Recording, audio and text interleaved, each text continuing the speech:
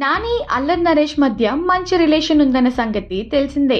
నాని చెప్పడం వల్లే Allari Naresh comedy genre talk మార్చాడంట.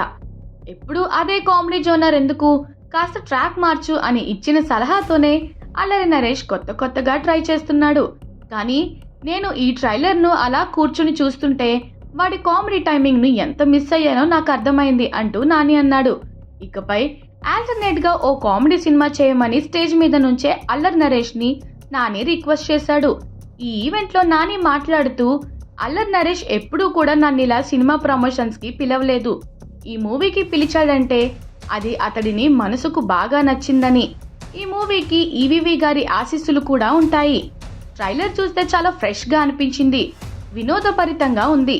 Concept కూడా అందరికీ కనెక్ట్ అవుతుంది. ఈ సినిమా మంచి సక్సెస్ కావాలి అంటూ ఇలా చెప్పుకుంటూ పోయాడు. నాని స్పీచ్ ఇస్తుంటే మధ్యలో మాత్రం అభిమానుల గోల ఎక్కువైంది. అటు పక్క ఉన్న క్రౌడ్ నుంచి జెర్సీ 2 డిమాండ్ వచ్చింది. జెర్సీ 2నా? నేను అందులో ఉండను కదా, చనిపోయాను కదా, ఎవరితో చేసుకుంటారో చేసుకోండి అని అనేశాడు. జెర్సీ 2 అనేది సాధ్యం కాదని, ఒకవేళ సాధ్యపడినా అందులో మాత్రం తాను ఉండలేనని చెప్పేశాడు.